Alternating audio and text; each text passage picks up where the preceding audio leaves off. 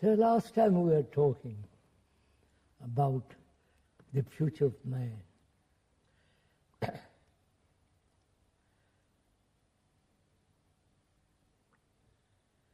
All the psychologists, as far as I can understand, are they really concerned with the future of man? Or are they concerned with the human being conforming to the present society, or going beyond that? Well, I think that most psychologists evidently want the human being to conform to this society, but I think some psychologists, some of whom will be listening to us, are thinking of going beyond that to transform the consciousness of mankind. Can the consciousness of mankind be changed through time? Yes. That's one of the questions we should discuss this evening. Yes, we have discussed it actually last time, and I think that what came out was that the consciousness of mankind, that with regard to consciousness, time is not relevant, that it is a kind of illusion, that we discussed Yes. the illusion of becoming. Yeah. We are saying, aren't we, let's be clear, that the evolution of consciousness is a fallacy. As through time, right? Yes. Through time. Through Now, time. though Through physical evolution is not. Yes. Now, There is no, can we put it this way much more simply, there is no psychological evolution or the evolution of the psyche. Yes, and since the future of mankind depends on the psyche, it seems then that we cannot. The future of mankind is not going to be determined through actions in time, right? Time, that's right. And then that left us the question: what will we do, right? Now let's proceed from there. Yeah. Shouldn't we first distinguish between the brain and the mind? Yes, well, that distinction has been made, and it is not clear. Now, of course, there are several views. One view is to say that mind is just a function of the brain, and that is the materialist view. There's another view which says mind and brain are two different things. Yes, I think there are two different things. But they must be a contact between the two. Yes, relationship between relation. As we don't necessarily imply any separation of the two. No, first let's see the brain. Yeah. I'm really not an expert on the structure of the brain and all that kind of thing, but one can see one can observe one's own activity of the brain, that it is really like a computer that's been programmed and remembers. Well, it's certainly a large part of the activity is that way, but one is not certain that all of it is that way. No. And it is conditioned. Yes. Conditioned by past generations, by the society, by the newspapers, by the magazines, by all the activities and pressure from the outside. It is conditioned. Yes. Now, what do you mean by this conditioning? You see, what does it? It is programmed. It is made to conform to a certain pattern, lives entirely on the past, modifying itself in the future with the present and going on. Yes. Now, we've agreed that some of this conditioning is useful and necessary. Of course, we discussed that last Yes, time. and now, but the conditioning which determines the self, which determines the psyche. The psyche, or you call it the psyche. Let's call it for the moment the psyche. The self. The self, the psyche. That conditioning is what you're talking about. That may not only be unnecessary but harmful. Right? Yes, that's what we were discussing too. Yes. That the emphasis on the psyche, as we are doing now, and giving importance to the self, is creating great damage in the world. because it's separative, and it is, therefore, it is constantly in conflict, not only within itself, and with the society, with the family, and so on and so on. Yes, and it's also in conflict with nature. With the nature, with the whole universe, if you can call it. I think we discussed last time that the conflict arose because the division arising because thought is limited. Thought is limited. Being based on this conditioning, on this knowledge and memory, it is limited. Yes. And experience is limited, therefore knowledge is limited, memory and thought. Thought is limited, and the very structure and the nature of the psyche is the movement of thought. Yes. In time. Yes. Now I'd like to ask a question. When you discuss the movement of thought, it doesn't seem clear to me what is moving. You see, I discussed the movement of my hand. That is a real movement. It's clear what is meant. But now when I discuss the movement of thought, it seems to me we're discussing something which is a kind of illusion, because you have said becoming is the movement of thought. Becoming is entirely core. And that, therefore, if you say thought... That's what I mean, the movement in becoming. But that movement you're saying is in some way illusory, aren't you? Yes, of course. But it's rather like the movement on the screen, which is projected from the cine camera. Yes. And we say that there's no objects moving across the screen, but the only real movement is the turning of the projector. Now, can we say that there's a real movement in the brain which is projecting all this, which is the conditioning? So that's what I want to find out. Let's discuss that a bit. Yeah. We both agree or see that the brain is conditioned. And we mean by that really it's been impressed physically. Physically as well and as chemically. Genetically as well as psychologically. Well, what is the difference of physically and psychologically?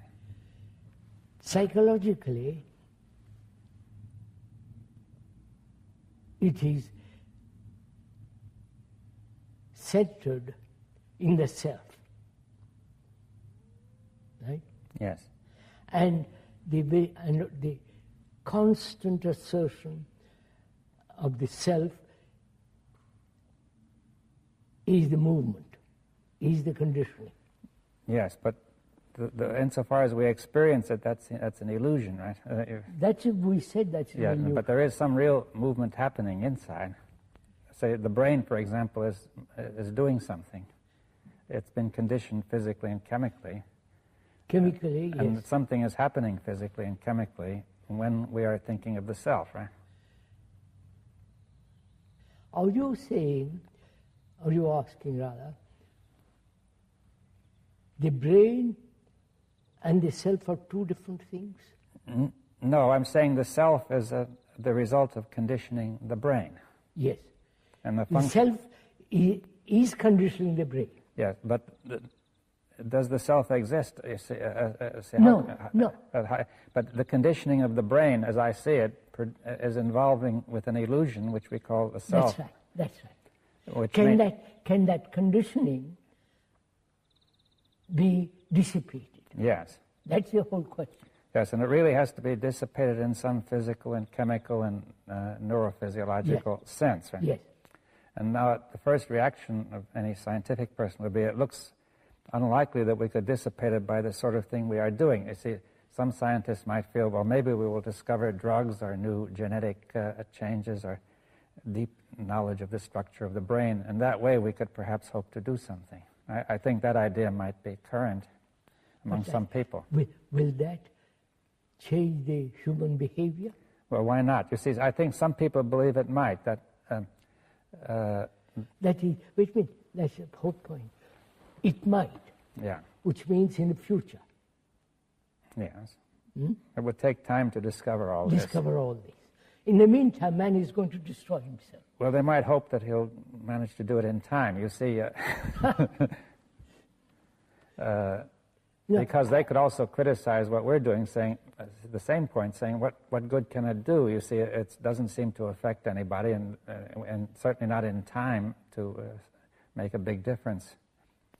You see, that's a question that would arise. Suppose, for the sake of argument, that we two have very clear about it. Yeah. In what way does it affect humanity? Mankind. And will it affect mankind in time to really save? Certainly not. Obviously not. Well, then why should we be doing it? Because this is the right thing to do. Independently. Independently. It has nothing to do with reward and punishment. Or with goals. Yes. As you do the right thing, even though we don't know what the outcome will be, right? That's right. Now you're saying that there is no other way, right? We are saying that there is no other way. That's right. Yeah, so we should make that clear. Now, see, for example, some psychologists would feel that by inquiring into this sort of thing, we could bring about an evolutionary transformation of consciousness. Right? So now we come back to that point, that through time, yes, we hope to change consciousness. Yes. We question that. We have questioned that, and we're saying that time that will inevitably involve that we're all caught in becoming an illusion, and right. we will not know what That's we're doing. Now, could we say the same thing would hold even for those scientists who are trying to do it physically and chemically or some structurally, that they themselves are still caught in this, and through time they're caught in trying to become better. Yeah, that's right. That's right. And will not know what they're doing, really. Both the experimentalists and the psychologists and ourselves, they're all trying to become something. Yes, though they may not seem obvious at first, it may seem that they're really just disinterested or unbiased observers, or working on the problem. But underneath, you feel there's a desire to become better on the part of the person who is doing it. But he is not free of that. That's just it. They are not free of that. And that desire will give rise to self-deception and illusion and so on. So where do we come? Where are we now? That any form of becoming is an illusion. And the becoming implies time. Time, for the psyche to change, we are saying time is not necessary. Yes. Now, that ties up with the other question of the mind and the brain. Now, see, the brain clearly is to be understood as activity in time, as a physical, neurochemical, complex process. I think the mind is separate from the brain. Well, what does it mean, separate? That is, it's separate in contact. In the sense, brain is conditioned and the mind is not. Well, let's say the mind has a certain independence of the brain, is what you're saying, that even if the brain is conditioned, the other is not. Need not be conditioned. Now, on what basis do you say that?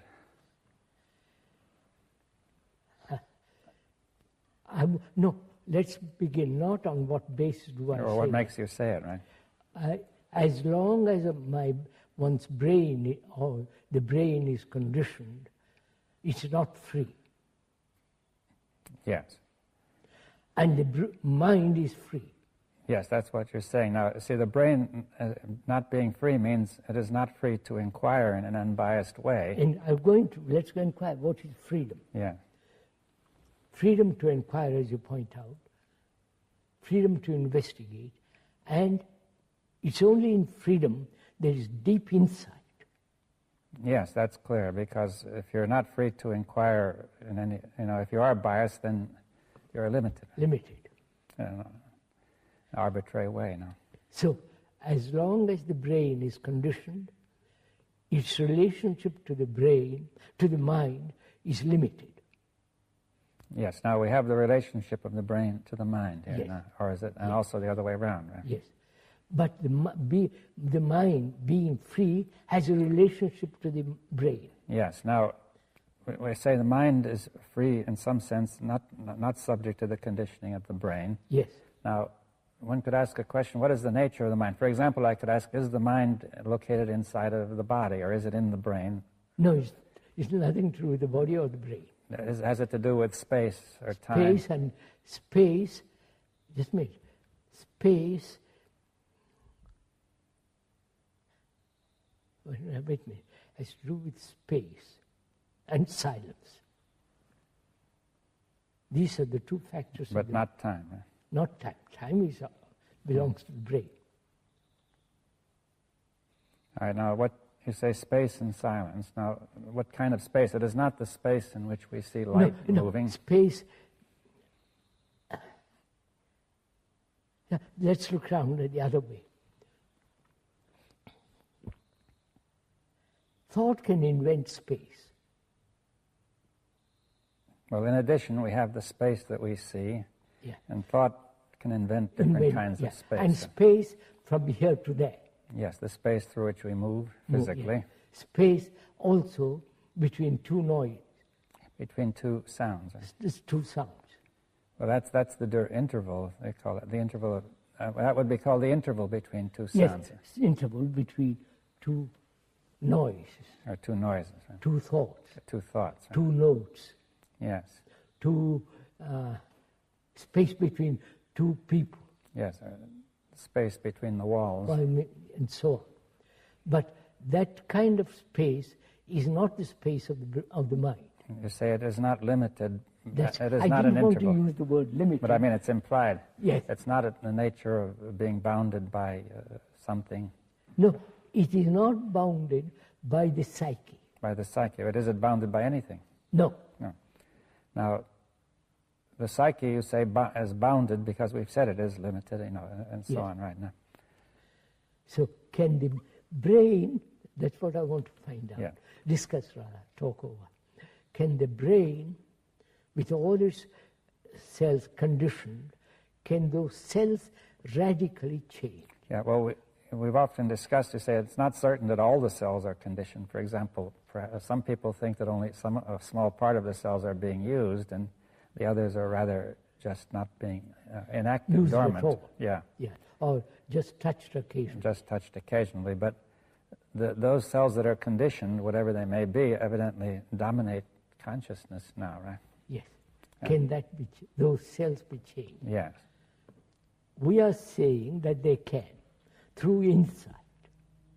Yes. Now, Insight being out of time, it's not the result of remembrance.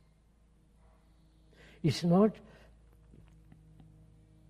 a intuition or desire or hope. It's nothing to do with any time and thought. yes. Now, but you say insight, is it of the mind? Is it of the nature of mind, right? Activity of mind. Yes. Right. Now, therefore, you're saying mind can act in the matter of the brain. Yes. We said that earlier. Yes, but we have to. But you see, this is a difficult point. You see, how mind is able to act in matter.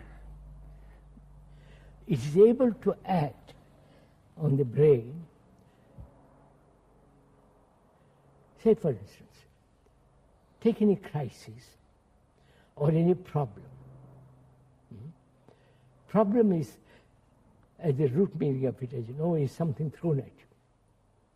And we meet it with all the remembrance of the past, with a bias and so on. And therefore the problem multiplies itself. Mm-hmm. You may solve one problem, in the very solution of one problem, of that particular problem, other problems arise, as they are doing in politics and so on, right? Now, to approach the problem,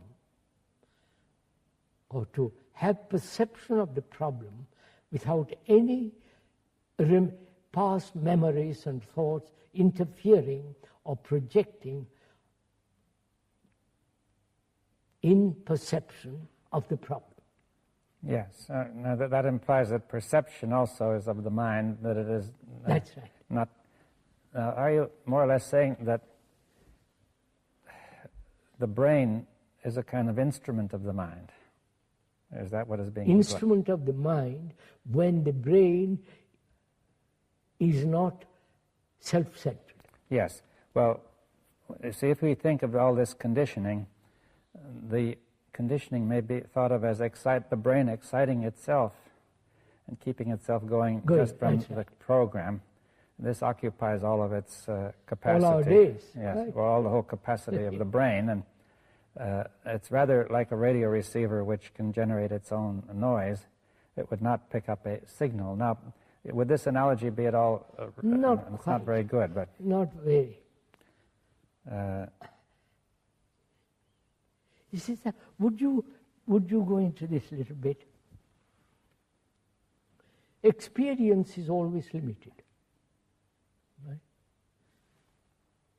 I may blow up that experience into kind of fantastic affair, and then set up a shop to sell my experience.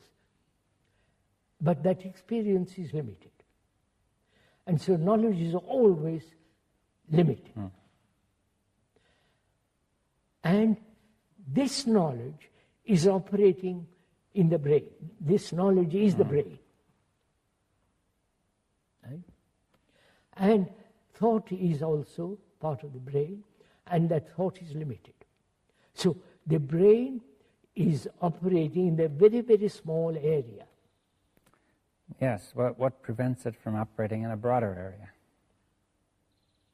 What is preventing it from operating in an unlimited area? Thought. Thought. No, but thought, the brain, it seems to me, is running on its own, from its own program, right? Yes, it's like a computer that's running on its own program. Yes. Now, essentially, what you're asking is that the brain that should really be responding to the mind. That it can only respond if it is free from the thought which is limited. Yes, so the program does not dominate it. You see, we are going to still need that program. Of course, we need for many things, yes. But the intelligence, which is intelligence from the mind then? Yes, intelligence is the mind. Yes, the mind. Because now that comes into, we must go into something else. Because compassion is related to intelligence. There is no intelligence without compassion.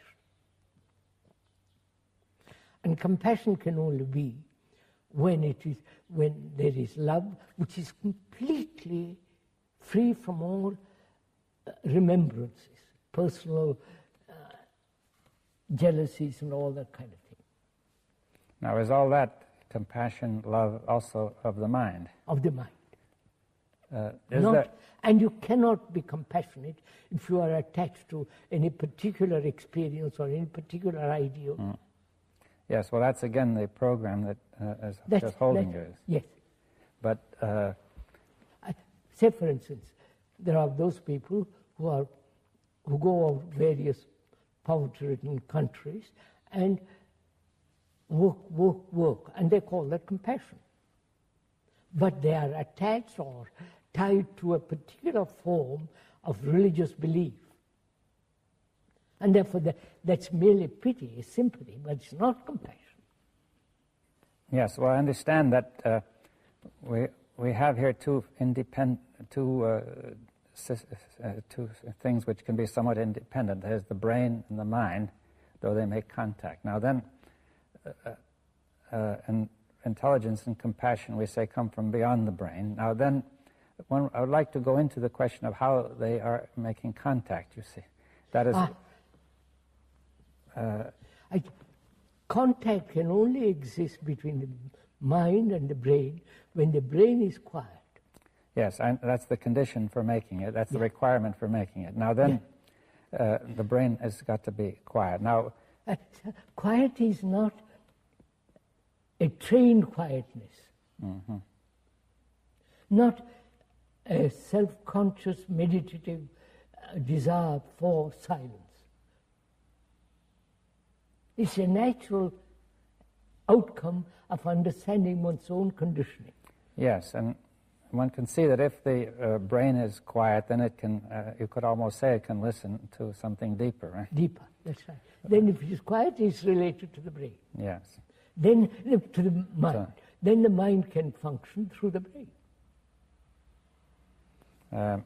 Now, I think that it would help if we could see, with regard to the brain, whether it has any activity which is beyond thought. You see, for example, one could ask, is awareness part of a function of the brain? As long as awareness in which there is no choice, I'm aware.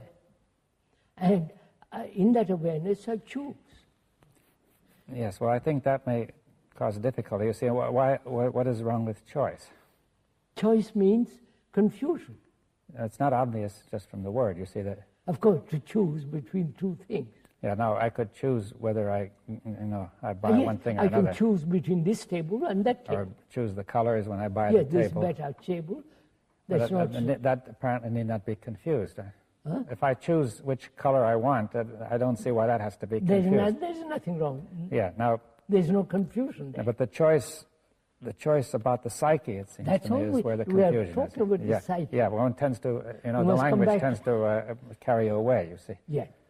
And we're talking of the psyche that chooses. Yes, that chooses to become, really. Yeah, chooses to become, and also choice exists where there is confusion. Yes, well, you're saying out of confusion, the psyche makes a choice to become one thing or another, right? That being confused, it tries to become something better. Right? And choice implies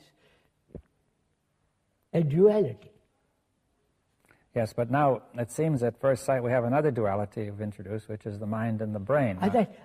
No, that's not a duality. Yeah, well, that's important to get clear. That's not a duality. Yes, what is the difference? All right, let's take a very simple example.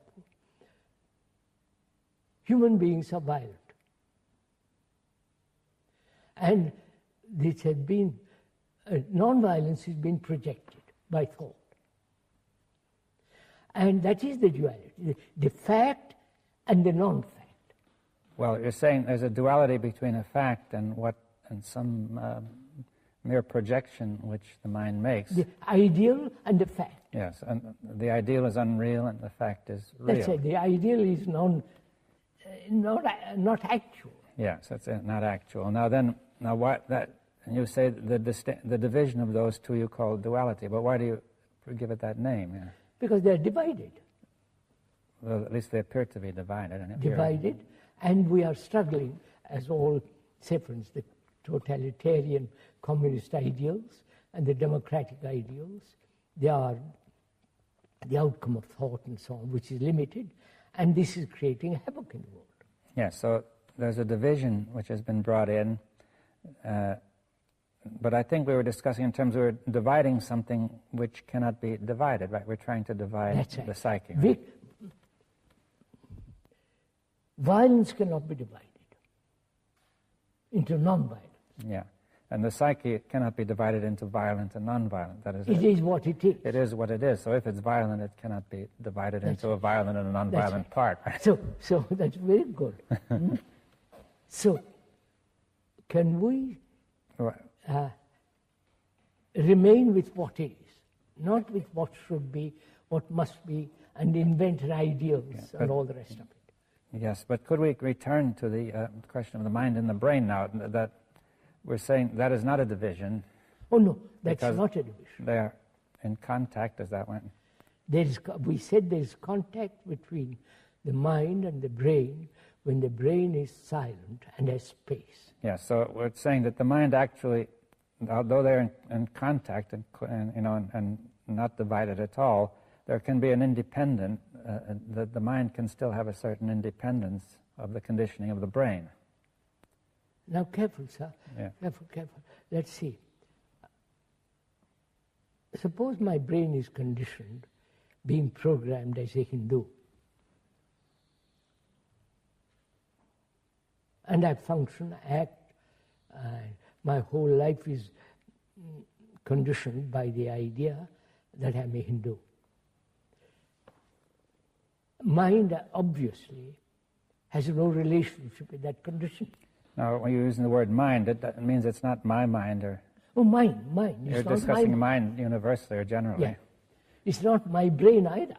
No, but there's a particular brain, this brain or that brain, but will you say there's a particular mind? No.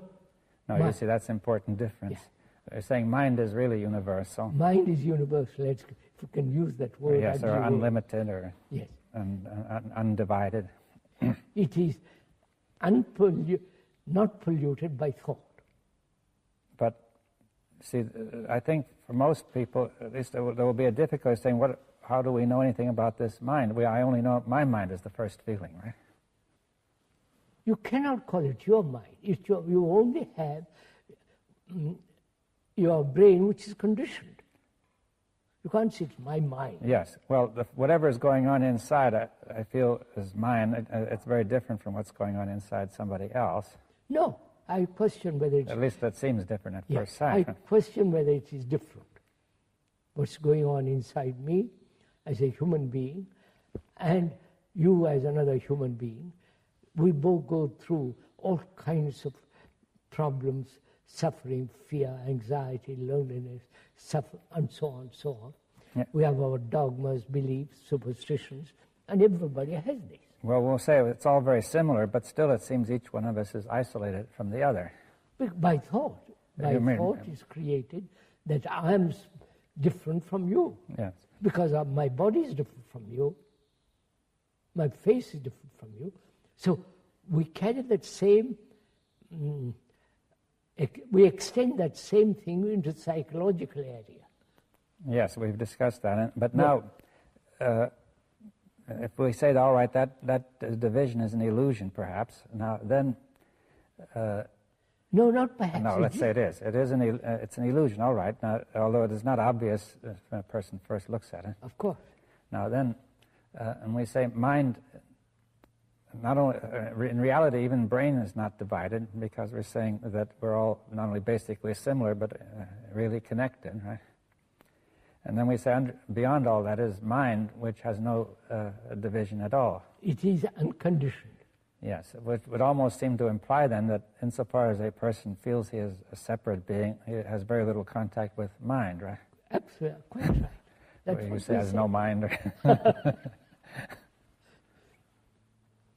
That's why it's very important to understand, not the mind, but my conditioning. Mm-hmm. Then whether that my conditioning, human conditioning, can ever be dissolved. That's the real issue. Yes. I think that, still the mind, we won't call it the mind, but a human being considers always what is the meaning? See, I think we want to understand the meaning of what is being said. You see that we have a mind that is universal, that is in some kind of space, you say?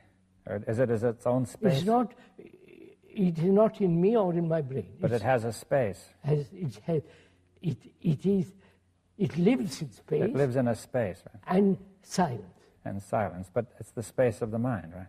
It's not a space like this space. No. And that's why we said space is not invented by thought. Yes. Now, is it possible then to perceive this space when the mind is silent? To be in contact with it? Not perceive. And when the brain is? Let's see. You're asking a question whether the mind can be perceived by the brain. Or at least somehow be aware, an awareness or a sense. Yes.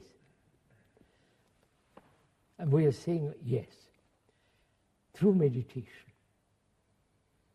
You may not like to use that word. Well, I don't mind. I think it is possible to bring about, she said that's a difficulty. When we use the word meditation, it's generally understood there is always a meditator meditating. The meditation is really an unconscious process. It's not a conscious process. Well, and how are you able to say that meditation takes place then if it's unconscious? It is taking place when the brain is quiet. Well, you mean by consciousness all the movement of thought? Yes, movement of thought. With feeling, desire, will, and all that goes with it, right? But there's a kind of awareness still, isn't there? Oh, yes. Yes, you see... It depends what you call awareness. Yes. Awareness of what? I don't... possibly awareness of something deeper, I don't know.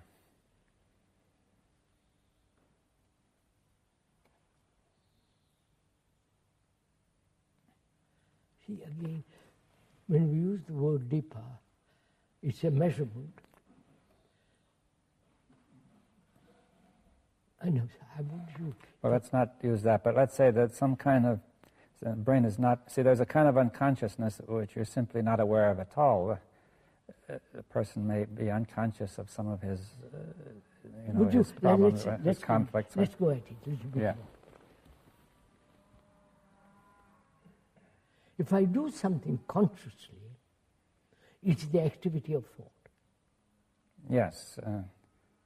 Right? Yes, it's thought reflecting on yes, itself. It's the activity of thought.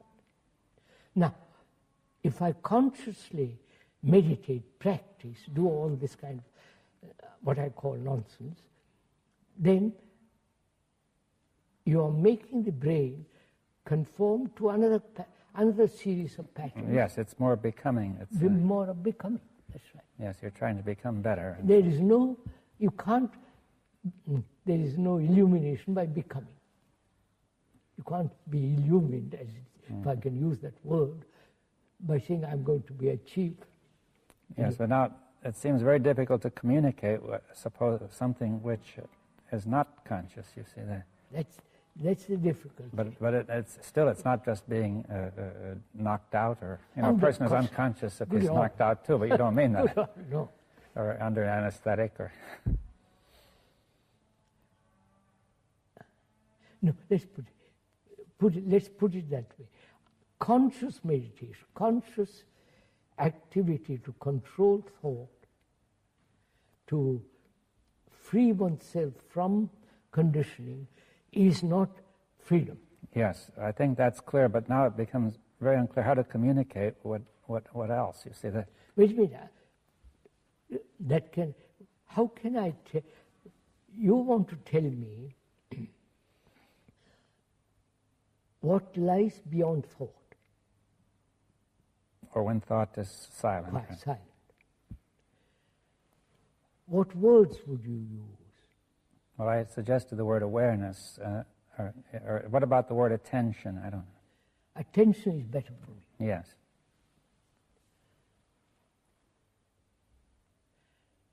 Would you say attention? In attention, there is no center as the me. Well, in the kind of attention you're discussing, I mean, there is a kind, which is the usual kind, where we pay attention because of what interests of course. me, right? Attention is not concentration. Yeah, that is concentration. But yeah. Now, we're discussing a kind of attention without this me present, which That's right. which is not the activity of the conditioning. Not the activity of thought. Yeah. In attention, the thought has no place. Yes, but could we say more? What do we mean by attention? Now, would the derivation of the word be of any use? It means stretching the mind towards something. Would that help? No. Would it help if we say concentration is not attention? Right? Effort is not attention. When I make effort to attend, it's not attention. Attention can only come into being when the self is not. Yes, but that is going to get us in a circle, because we're starting when the self is. So here's a person who say meditation is necessary. He begins with the self. He says, I'm here. No, I use the word carefully. Meditation means measure. Yes. As long as there is measurement, which is becoming, there is no meditation. Yes. Let's put it that way. Well, we can discuss when there is not meditation. That's it. Through negation, the other is. If we succeed in negating the whole activity of what is not meditation, you say then meditation will be there. Yeah, that's right. But that which is not meditation, but which we think is meditation. Right? Yes, that's right. That's very clear. As long as there is measurement, which is the becoming, which is the process of thought, meditation or silence cannot be. And you say, now in there's this undirected attention, and this attention, is it of the mind, or is it a Attention is of the mind. But it contacts the brain, doesn't it? Yes, we said that. As long as the brain is silent, the other has contact. Yes, that is, this true attention has contact with the brain when the brain is silent. Right? Silent. And has space. What is the space? The brain has no space now because it's concerned with itself, it's programmed, it is self-centered, and it is limited. Yes. Now, would you say the brain, in addition, the mind is in its space? Now, does the brain have a space too? Limited space. A limited space. Of course, thought has a limited space. But still, but when thought is absent, does the brain have a space? That's right. Does it? Brain has space, yes. Unlimited? No. It's only mind has unlimited. Ah. I can have, my brain can be quiet over a problem which I've thought about, and I suddenly say, well, I won't think any more about it, and there's a certain amount of space. In that space, you solve the problem. Yes. Now, if the mind is silent, and is not thinking of a problem, then there's still the space is limited, though. Yes. But it is open to the other, to the attention. Now, would you say the mind, through attention or in attention, and the mind is contacting the brain? Yes. When the brain is not inattentive. So what happens to the brain? What happens to the brain, which is to act, right? Which is to wait, let's get it clear. We said intelligence is born out of compassion and love. That intelligence operates when the brain is quiet. Yes. Does it require operate through attention? Of course. Yes. So attention seems to be the contact. Attention. Is the contact. Attention, as we said too, attention can only be when the self is not. Yes. All right. Now, you say that the love and compassion are sort of the ground far, and out of this comes intelligence. The intelligence through attention. Functions through the brain. And this intelligence. So let's say there are two questions. One is the nature of this intelligence, and the second is what does it do to the brain? You see. Yes. So let's see. That is, we must again approach it negatively. Love is not jealousy and all that. Love is not personal, but it can be personal. Well, then it's not what you're talking about. Yes. Love is not my country, your country, my God, I love my God. No, it's not that. Well, if it's from universal mind. That's why I say love is something, it has no relationship to thought. Yes, and to particular, it does not start in the particular brain, right? Originate in the particular brain. Right? It's not my love. Yes. When there is that love, out of that there's compassion and there's intelligence. Yeah. Now this intelligence, right? We have to, the nature of this intelligence. That is what this intelligence is able to, if I could use the word understand deeply. I don't feel what. No, not understand. Well, what something. Wait, let's look at it. Let's see. What will it do? Does it perceive? Through perception it acts. Yes. Now, what is that? But see, perception of what? Perception. Now let's discuss perception. Mm-hmm. There can be perception only when it's not tinged by thought. When it's not tinged or when there is no interference from the movement of thought, there is perception, which is direct insight into a problem. Yes. Now, or into human complex. Yeah. Now, this perception originates in the mind. does the perception originate in the mind? Let's look at it.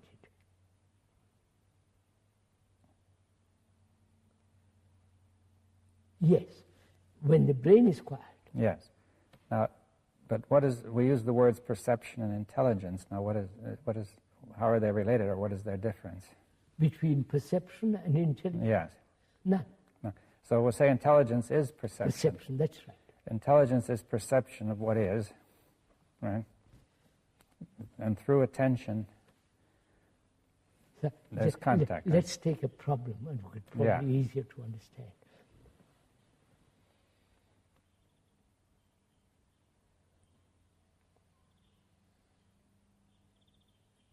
Take a problem of suffering.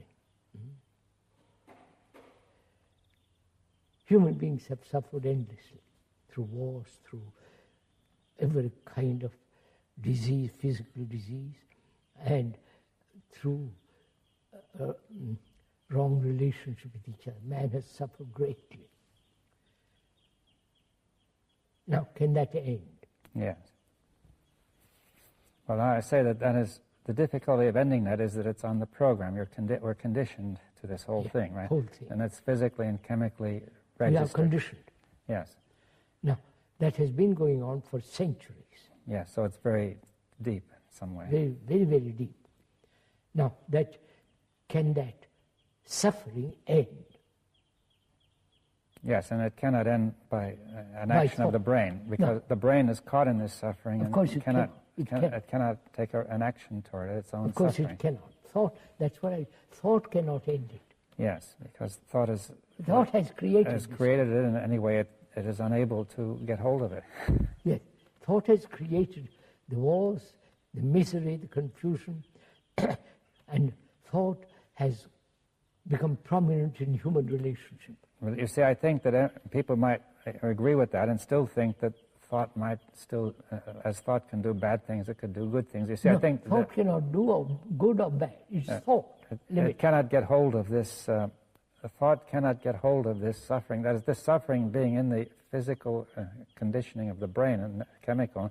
Thought has no way of knowing what it is. Even you see it. I mean, I lose my son, and Yeah, but I mean, by thinking, I don't know what's going on inside me. I can't change the suffering inside because I don't. Thinking will not show me what it is. Now you're saying maybe there's an intelligence. But after all, we're asking, can suffering end? That's a problem. Yes, and it's clear that thinking cannot do it. No. Thought cannot do it. No.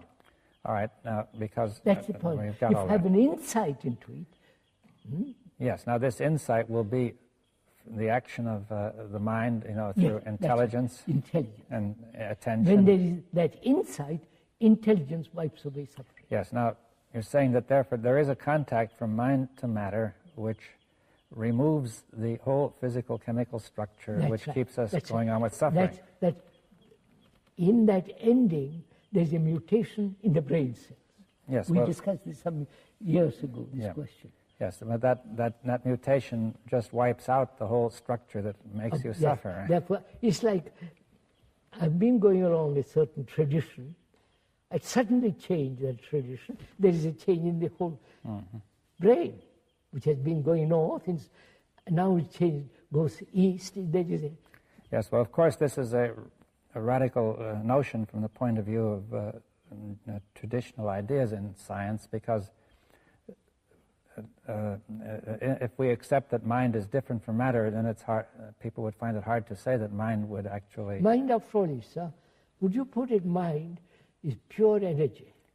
Well, we could put it that way. But say matter is energy too. Yes, therefore, matter is limited. Thought is limited. Yes, well, but we're saying that the pure energy of mind is able to reach into the limited energy of matter. Yes, that's right. And change the limitation. Yes, to remove some of the limitation. That's right. When there is a deep issue or problem, which is, or a challenge which you are facing.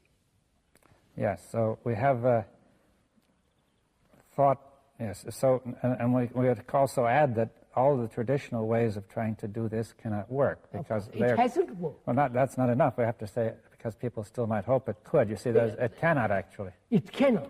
Because thought cannot get at the basis of its own physical, chemical basis in the cells and do anything about those cells. Yes, sir. We've said that very clearly. Thought cannot bring about a change in itself. Yes, and yet practically everything that mankind has been trying to do is based on thought. Right? Thought. And there is a limited area, of course, where that's all right, but we cannot, therefore, as we said, we're discussing before, do anything about the future of mankind from the usual approach. So look, that's what when you listen to the politicians who are so very active in the world, they are creating problem after problem. And to them, thought is the most important thing, ideals. Well, nobody, generally speaking, nobody can even know of anything else. You see that? Exactly. We are saying the old instrument, which is thought, is worn out, except in certain areas. Well, it never was adequate except in those areas. I mean, yeah, of course. But and man has always been in trouble, as far as we can remember, as far as history goes, right? Yes, sir. Man has always been in trouble, turmoil, fear. We mustn't reduce all this to an intellectual argument. But as human beings, facing all the confusion of the world, can there be a solution to all this? Yes, well, and that comes back to the question I'd like to repeat, that it seems here there are a few people, who are talking about it and perhaps meditating and so on, but how is that going to affect this vast current of mankind? Probably very little. But see, I think... Why do you will it affect? It might or it might not. It might not. It might or it might not. Might not. Yes. But then one puts that question, then what's the use of it? Yes, that's the point, that I think there's an instinctive feeling that makes one put the question. Yes. I think that's a wrong question. But it's a wrong question. You see, that is, the first instinct is to say, what can we do to stop this tremendous catastrophe? Yeah. But if each one of us, whoever listens, sees the truth of this, the thought in its activity, both externally and inwardly, has created terrible mess, great suffering, then one must inevitably ask, is there an ending? Is there an ending to all this? If thought cannot end it, what will? Yes. What is the new instrument that will put an end to all this misery? See, there is a new instrument, which is the mind, and so on and so on. Yes. Which is intelligence. But you see, the difficulty is also people won't listen to all this. They have come to definite conclusions, both the scientists and the ordinary layman like us. They won't listen. Yes, well, that is the sort of point I had in mind when I said that a few people don't seem to have much effect. I think, after all, few people have changed the world. Hitler was whether good or bad, that's not the point. But he didn't change it fundamentally. No, he had changed the world superficially. Yeah. The revolution of the Bolsheviks, the communists, has changed, but they come to the same pattern again. Physical revolution has never changed psychologically human state. Well, do you think it's possible that say a certain number of brains coming in contact with mind in this way will be able to have an effect on mankind which is beyond just the immediate obvious effect of their communication? That's right. I mean, obviously, whoever does this may communicate in the ordinary way, and that have a small effect. But now this is a possibility of something entirely different, right? See, I've often thought about how do you convey to all this rather subtle and very complex issue, how do you convey all this to a person who is steeped in tradition, who is conditioned, and won't even take time to listen, to consider? Yes, well, that is a question. You see, one point you could say is that this conditioning cannot be absolute, an absolute block, or else there would be no way out at all. But the conditioning may be thought to have some sort of yes, permeability. I mean, after all, the Pope won't listen to it. But the Pope has tremendous influence. But is it possible that every person has something he can listen to if it could be found? If he takes little patience, yeah. Who will listen? The politicians won't listen. The idealists won't listen. The totalitarians won't listen. The deeply steeped religious people won't listen. So perhaps, sir, that's the whole point. So-called ignorant person, not highly educated and conditioned in his professional career, money, the poor man who says, I'm suffering, please let's end that. Well, but he doesn't listen either, he says. He wants to get a job, Yeah, of course. He said, feed me first. We have been through all this for the last 60 years. The poor man won't listen, the rich man won't listen, the learned won't listen, and the deeply dogmatic religious believers don't listen. So that perhaps it's like a wave in the world. It might catch somebody. I think it's a wrong question to say, does it affect? Yes, all right. We say that brings in time, and that's becoming, cycle. It brings in the psyche in the process of becoming again. But if you say it must affect mankind. Well, but are you proposing that it affects mankind through the mind directly rather than? Yes. That we're taking very seriously this. It may not show immediately in action.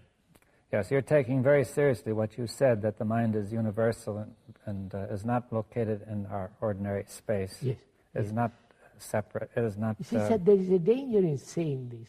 Mind is universal. That's what some people say, the mind. Mm-hmm. And it's become a tradition. Well, you can turn it into an idea, of course. Of course. That's just the danger of it. That's what I'm saying. Yes. But what you're saying is that, really the question is, we have to come directly in contact with this to make it real, right? That's it. They can only come into contact with it when the self is not, to put it very, very simply. And therefore, when the self is not, there is beauty, there is silence, space, then that intelligence which is born of compassion operates through the brain. It's very simple. Yes. Well, would it be worth discussing, the self, the question of how, since the self is active, I know, widely. But that's our long tradition of many, many, many centuries. Now, is there some aspect of meditation which can be helpful here when the self is acting? See, suppose this person says, "Okay, I'm caught in the self, but I want to get out, but I want to know, what shall I do?" You see that I won't use the words "what shall I do," but I mean, what do you say? That's very simple. Is the observer different from the observed? Well, suppose we say, yes, it appears to be different. Then what? No, is that an idea or an actuality? Oh, wait, what do you mean? Actuality is when there is no division between the thinker and the thought. Yes, but suppose I say ordinarily one feels the observer is different from the observed. I say we begin there. I will begin there. I'll show you, look at it. Are you different from your anger, from your envy, from your suffering? You're not.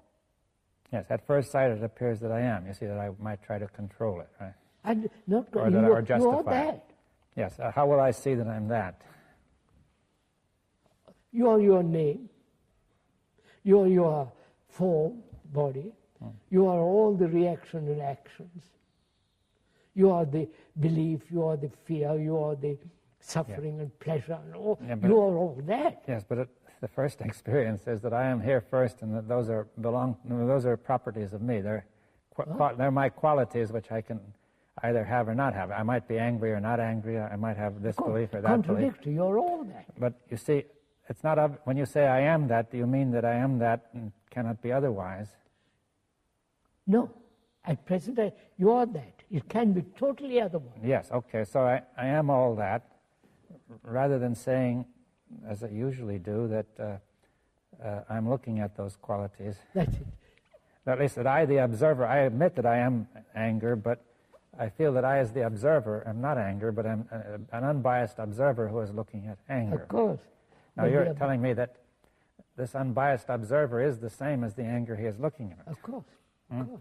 Like I analyze myself, and the analyzer is the analyzed. Yes, he's biased by what he analyzes. Of course. So if I watch anger for a while, I can see that I am very biased by the anger. Yes. And so at some stage I say, okay, I am the same. I am one with that anger, right? Not I am one with it, you are. I am. But that anger and I are the same, right? Yes. One. Observer is the observed. And when there is that actuality exists, you have really eliminated altogether conflict. Conflict exists when I am separate from my quality. Yes, that's because if I believe myself to be separate, then I can try to change it. But Change it, since I am control that, it. it's that trying to change itself and remain itself at the same time. Right. That's right.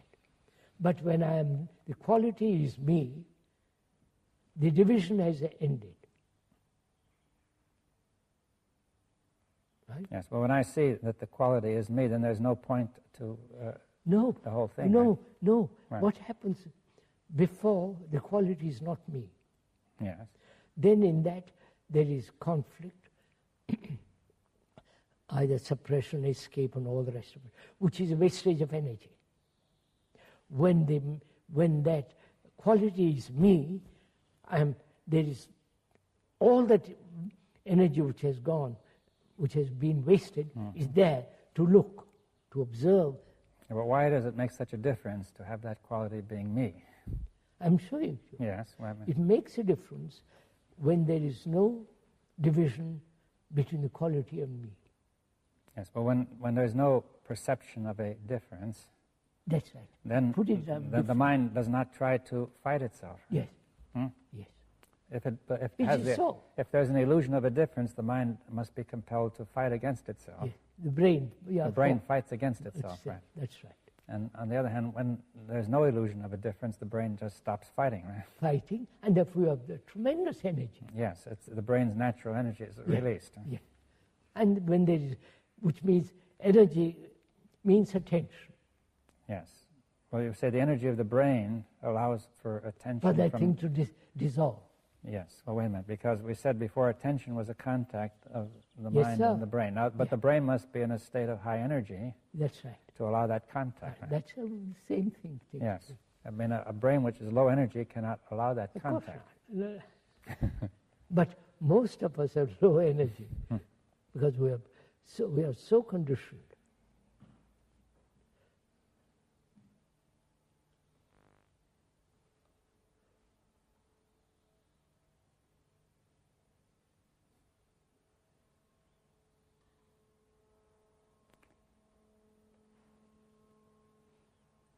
Well, essentially, you're saying that this is the way to start, then.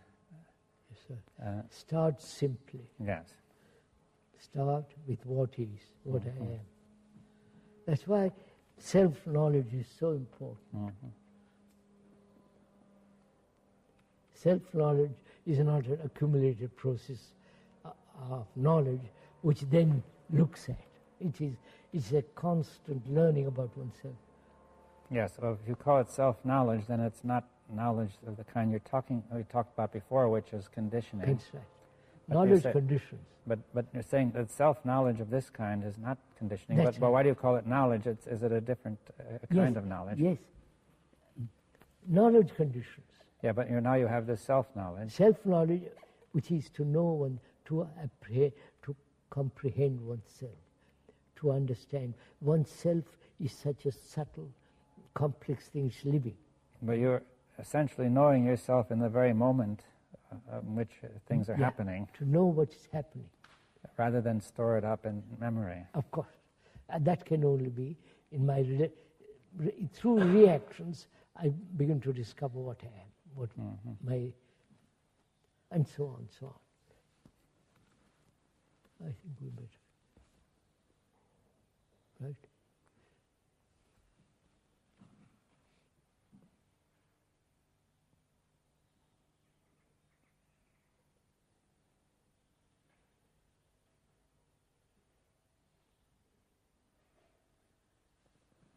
You're going tonight.